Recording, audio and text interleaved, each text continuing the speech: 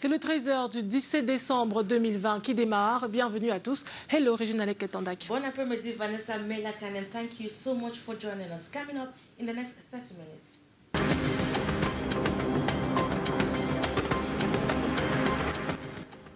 The landmark February 14 Garbu massacre case opens this morning at the Yaoundé Military Tribunal between the state of Cameroon and civil claimants of victims and the accused, including 3 soldiers, 1 member of a vigilante group. The soldiers accused include Baba Gida, Sandy Cyril, Haranga Gilbert, and Tata Maswell alias Bullet, who acted as a military informant. In this newscast, we shall be telling you how a college of lawyers have flooded the military tribunal to seek justice for 21 civilians whose brutal murder drew global condemnation. Comme un soupçon de retour à la vie normale dans le département du Lébialem, région du sud-ouest. Les agriculteurs bravent de plus en plus les menaces des séparatistes et vaquent paisiblement à leurs occupations. Font-ils cependant l'objet de protection de nos forces de défense et de sécurité? Nous le verrons dans le 13h. And the Cameroon Trade Unions Movement has announced a general strike action from February the 1st, 2021, should the government of Cameroon fail to yield to their demands.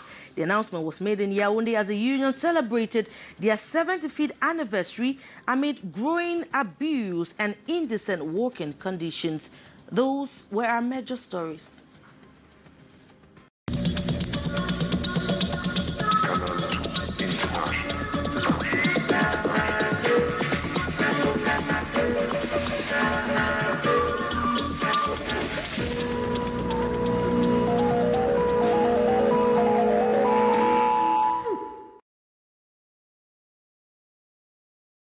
Once more, thank you for choosing Canal Jure International. We take you straight to the nation's capital, where the landmark case of the February 14 Garbu massacre has opened this morning at the Yaoundé Military Tribunal between the state of Cameroon and civil claimants of victims and the accused, including 3 soldiers and a member of a vigilante group. Now, the 3 soldiers accused include Baba Gida, Sanding Cyril, Haranga Gilbert, and Tata Maxwell alias Bullet, who acted as a military informant. A college of lawyers have flooded the military tribunal this Thursday in Yaoundé to seek justice for 21 civilians whose brutal murder drew widespread condemnation.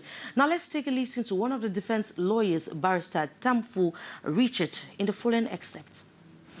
Today, 17 December 2020, opens up in open court the Garbu massacre case at the Yaoundé Military Tribunal.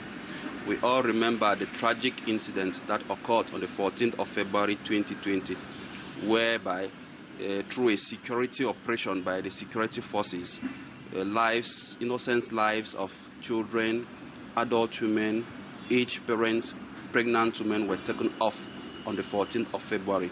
Today at the Yaoundé Military Tribunal opens up the open trial of some security officers who are charged before that court to answer charges on assassination, destruction of property, murder, and the rest. So today, as a lawyer of the civil claimants of the victims, we are before the military court in Yaoundé today to see and make sure that the victims get a fair hearing and a fair trial. And while the court case is currently ongoing at the military tribunal, the international rights group Human Rights Watch is calling for a free and fair trial and has equally raised the need for all those responsible to be squarely prosecuted. Now, in a release made public on December 14, Human Rights Watch said, quote, "The trial of 3 security force members accused of being involved in the massacre of 21 civilians in Garbu is expected to be an important step in tackling impunity. The Garbu killings of February 14, 2020 were one of the worst incidents of abuse of Cameroonian security forces," Human Rights Watch added. And all is set for the Southwest region to host the African Nations Championship in the weeks ahead. The declarations were made by Prime Minister Joseph Dion Gote as he visited some sporting infrastructures in the region to host the prestigious sporting event. Prime Minister Joseph Dion Gote equally made a stop in Boya, where he held a meeting with Southwest chiefs and urged them to fight against hate speech. More in the following report with you, Ines Ondombala. Barely 30 days for the kickoff of the African Nations Championship CHAN 2021, sports infrastructures in the Southwest region are ready to host the football jamboree. Prime Minister, head of government, congratulated local actors involved in the organization of the CHAN 2021. Chief Dr. Joseph John Gute was speaking in Limbe as he visited Stadia to host the competition in the seaside resort city. Extremely happy to have made this trip in the Southwest region, in particular Limbe. I've seen what has been going on in Yaoundé and in Douala and now in Limbe. I think it is appropriate for you, the people of the media, to do a documentary to showcase these wonderful developments that have taken place under the leadership of President Paul Biya. Joseph John Gute was accompanied by the Minister of Sport and Physical Education and that of Housing and Urban Development. They visited the Limbe Centenary Stadium, the Middle Farm Field and the Ngeme Omnisport Stadium, infrastructures which have been hosting international competition since 2016. And I think that we should understand the progress we have made and we should protect this. And I call upon the mayor of the city of Limbe and the other mayors, divisional mayors, to ensure they should be properly maintained. After visiting the Muliko Stadium in Boya, Prime Minister, head of government, met with chiefs on the recent happenings in Boya. I want to thank the head of state, honestly, for sending the Prime Minister to come and condole with us following the incident that happened here a few days ago. I saw that the head of state felt so bad about it, and that's why I gave instruction that after his mission of going around to observe the structures of the CHAN, to ensure the Prime Minister just reiterated that we know the times. The times are very, very challenging based on the insecurity situation in the Southwest and the Northwest. We'll be very vigilant and we should make use of the security that the state has put at our disposal. Traditional rulers in the Southwest region were told not to relent effort in collaborating with forces of law and others in order to track down separatist fighters. Joseph John Gute equally told his peer to strive for unity and to avoid hate speech. Has been re-elected as president of Cameroon's employers cartel, GCAM. Now, this was during an elective general assembly that took place at GCAM's headquarters here in the nation's economic capital, Douala. Celestin Tawamba, who has promised to inject a new impetus into the organization, will be ruling for another 3 years. Our reporter Gladys Ambodibang was there and I reports. Just one list was presented, that of Celestin Tawamba. He obtained 213 votes out of the 223 who voted. 10 votes were nulled, while 3 absences were recorded, giving a vote percentage of 95.51%. Celestin Tawamba has been re-elected as president of the employers cartel, GCAM. This was during an elective general assembly that held this December 16, 2020 at the cartel's headquarters in Bonanjo, Douala. He has promised to transform the organization and bring new impetus into the employers association. We have to improve the Cameroon first, and we have to try to transform our organization to be very close of our member. Now we know how far we come and we know how far we have to go. And now we propose to carry on with change. Celestin Tawamba will manage the association for another 3 years. At the start of the elective General Assembly, a report on the 2020 activities of GCAM was presented to members who approved the report, including the financial report for 2019.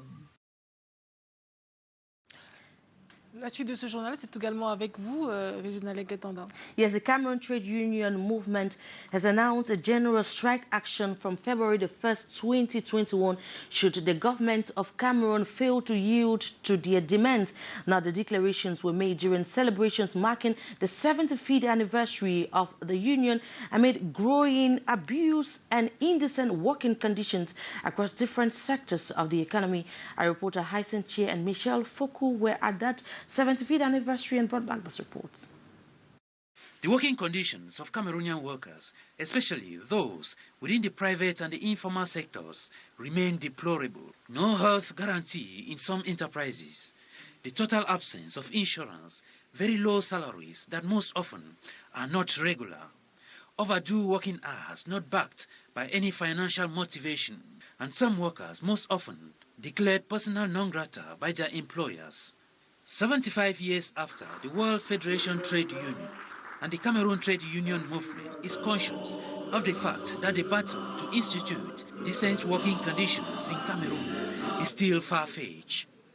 We need to work a lot to improve the welfare of especially those workers in the informal sector. We need to bring them together to be able to improve and bring forward decent work agenda that is being set or promulgated by the International Labour Organization. There is equally need for the multiple trade unions to come to a consensus for the good of the workers. We need to also come together, reduce infighting within the trade unions. Many people are coming with different agendas and they are disturbing the real work of the trade union, which is to fight for the welfare of workers. At the 75th anniversary in Yaoundé this Wednesday, the trade unions used the opportunity to demand an increase in the minimum wage, which at the moment stands at 36,000 francs, very minute to meet up with the socio-economic demands. And in synergy with the Ministry of Labour and Social Security, special recognitions were handed to employers who so far are trying to institute better working conditions for their employees. Une maison construite en matériaux provisoires a été réduite en cendres à Konsamba. L'énième incident du genre qui survient dans la ville s'est produit lorsque les occupants du domicile étaient absents. Rien n'a pu être sauvé malgré le déploiement des populations, mais les constructions voisines ont été épargnées. Monique Naossi, Emmanuel Gomba. Un incendie spectaculaire ce mercredi matin au village Edjokmoa. C'est un Konsamba deuxième dans le Mongo. Quand j'étais au quartier, j'ai vu la flamme monter à plus haut. C'est là que je me suis retrouvé ici, là, avant même les sapeurs. Mais bien après, dans 2 minutes, les sapeurs m'ont trouvé. Je te dis, tout s'est brûlé, même la maison d'à côté est attaquée. Une maison faite en matériaux provisoires de 6 pièces, appartenant à une veuve, est emportée par la violence des flammes. L'incendie survient quelques minutes après que la propriétaire Elisabeth Ngando ait quitté le domicile pour sa plantation. Avant l'arrivée des sapeurs-pompiers, la maison et son contenu sont partis en fumée. Les jeunes du quartier ont dû prêter main forte aux sapeurs-pompiers pour mettre hors de danger les maisons voisines. Oui, j'étais en route là. Et c'est tant là-bas que j'ai vu comment la fumée était en gros. C'est quand j'arrive maintenant, j'ai trouvé certains petits gens là qui venaient pour... Quand je sors directement pour venir aussi, je me suis mis à crier. Et quand je criais directement, la population a commencé à sortir. Avant l'ouverture d'une enquête, l'on penche ici pour un mauvais branchement comme cause de cet incendie. Aucune perte en vies humaines n'est enregistrée. Mais l'importance des dégâts matériels a justifié la descente sur les lieux des autorités de la ville. Le gouvernement réagit à la polémique autour de la sélection du groupe Razel pour la construction des péages automatiques au Cameroun. Le ministre des Travaux publics a réuni la presse pour donner des clarifications. Ghislain Kanga et Serge Ziebou ont assisté à cette conférence. Le coût de projet de construction des 14 postes de péage automatique, selon la fiche technique, a été évalué à 28 milliards de francs CFA sur le financement public. L'État, ne disposant pas de moyens, lance un appel public international à manifestation d'intérêt. 10 entreprises sont soumissionnaires. Par la suite, 5 candidats sont présélectionnés et appelés à prendre part à l'appel d'offres restreint. Il faut chercher le partenaire qui a la meilleure offre technique et qui a le coût de moins 10 ans. 3 entreprises présentant le plus d'avantages sont présélectionnées et invitées à un dialogue de préqualification. 3 critères ont permis de différencier les candidats. Il faut pouvoir identifier le partenaire qui va coûter moins cher à l'État sur 20 ans. 2 ans de construction et 18 ans d'exploitation. On regarde ses conditions de financement, on regarde ses loyers qu'il va demander sur toute la période sur 20 ans. Au terme de leur présentation, la commission interministérielle a retenu le groupement Razel. Mais le problème se situe au niveau du coût de production, passé de 28 milliards à 34 milliards de francs CFA. Oui, c'est 34 milliards, mais ces 34 milliards, c'est 28 milliards de coûts des travaux qui avaient été arrêtés par les études. Mais maintenant, pour que les banques de ce partenaire l'accompagnent, les banques ont dû exiger des intérêts, des garanties, l'État même a les taxes à l'intérieur de ces 34 milliards. L'autre critère de sélection de l'entreprise adjudicataire, c'est la garantie d'employer 95% de nationaux et un apport de 34% de sous-traitants nationaux. Il maintient son poste de président du JICAM. Célestin Tawamba a été réélu au cours de l'Assemblée générale ordinaire et élective de l'organisation. Il entame un 2e mandat de 3 ans dans un contexte de crise sanitaire. Une crise qui met à mal le milieu des affaires. Junior Roussin. 2e mandat à la tête du JICAM pour Célestin Tawamba. Le président entrant est réélu ce mercredi 16 décembre 2020 à 95,51% par ses pairs avec 213 voix contre 10 bulletins nuls et 3 abstentions. Les nouveaux défis qui attendent de Célestin Tawamba sont connus. Il est important que nous puissions renouveler, revoir le dialogue public-privé. C'est véritablement de changer notre système fiscal. Il faut changer de paradigme fiscal. Il faut plus de parts de marché aux entreprises nationales. Des défis à surmonter pour redresser la courbe d'une économie décroissante de moins de 3% du PIB en 2020 au Cameroun. Ceci dû à la crise sanitaire et la crise sociopolitique dans le Nozo et à l'extrême nord du pays. Cette 129e Assemblée générale et élective du JICAM est également l'occasion de présenter le bilan des activités de 2019 et celles de 2020. Le groupement interpatronal du Cameroun, qui se présente comme le premier contributeur au budget de l'État du Cameroun, dispose d'un chiffre d'affaires de plus de 9 000 milliards de francs CFA, avec plus de 200 000 emplois pour une masse salariale d'un peu plus de 1 000 milliards de francs CFA en 2019. 2020 étant une année sombre, le livre blanc que propose le JICAM pour redresser l'économie du Cameroun apportera sans doute une lumière d'espoir pour les années futures. Faisons un tour dans le Lébialem, cette partie du Cameroun sérieusement affectée par la crise anglophone. Là-bas, les acteurs du secteur agricole ont décidé d'ignorer les menaces des séparatistes pour vaquer à leurs occupations champêtres. Ils exposent les fruits de leur labeur dans l'arrondissement de Ouaban. Le reportage d'Inès Ondouambala. Les acteurs du monde rural dans le département du Lébialem n'ont pas baissé les bras en dépit de l'impact de la crise sociopolitique et sécuritaire. Certains ont dû abandonner les plantations éphémères du fait des perturbations sociopolitiques. Cette situation leur a donné du fil à retordre, mais grâce à l'abnégation au travail, ils ont contre vents et marées progressivement repris leurs activités. On est venu aussi pour éduquer, pour montrer au gouvernement ce qu'on fait aux gens. En dehors de ça, on est venu aussi parce que le gouvernement peut, en passant par là, nous aider à faire bien nos gens. Ici, en Congolais, dans l'arrondissement de Ouabané, ils présentent le fruit de leur labeur. Le grand problème que nous avons pour le moment, c'est que on manque la route pour amener nos produits au marché. On veut à tout prix que le gouvernement met l'effort pour nous aider pour que ça puisse faciliter la tâche pour amener nos produits au marché. Le mini-comice agro-pastoral a mobilisé les seigneurs de la terre et les éleveurs qui montrent ici leur savoir-faire.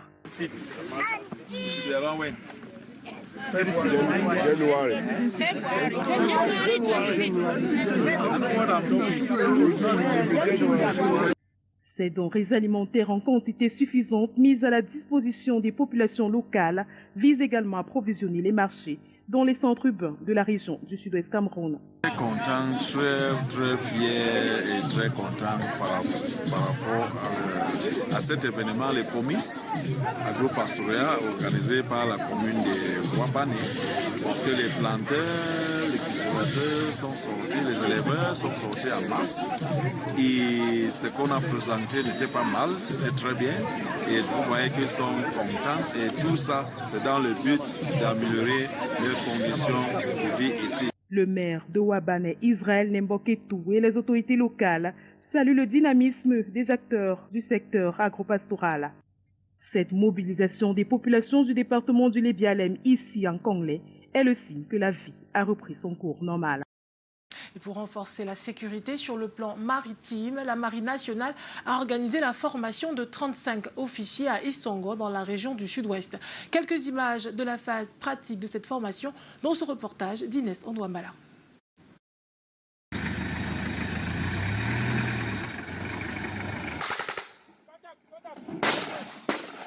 Détrompez-vous, il ne s'agit pas d'une scène de champ de bataille, mais d'une simulation d'un cas de riposte à une embuscade.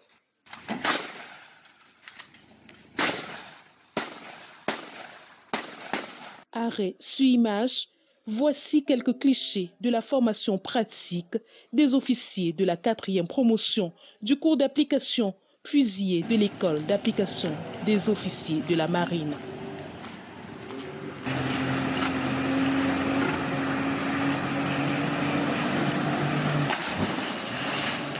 Pendant 45 jours, ils ont été formés à la compagnie de palmeurs de combat à Isongo, dans le Sud-Ouest.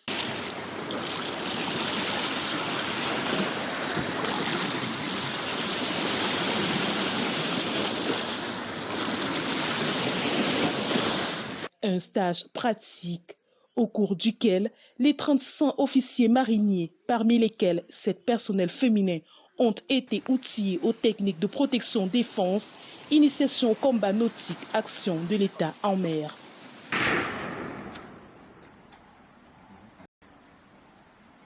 Ils sont désormais aptes à faire un raid nautique, libérer les otages à partir de la mer et tordre le cou à toute forme d'insécurité.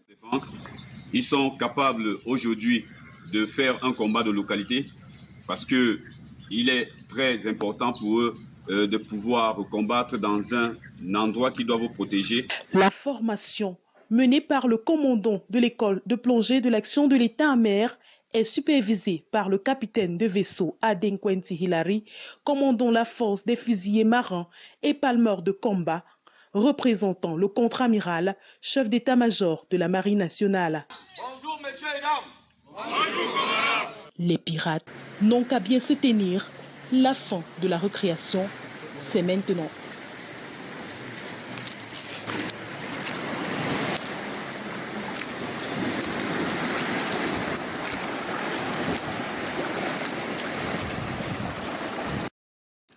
La suite de ce journal, c'est avec vous, Regina Leket-Tandak. Effectively, Vanessa Mela Kandem.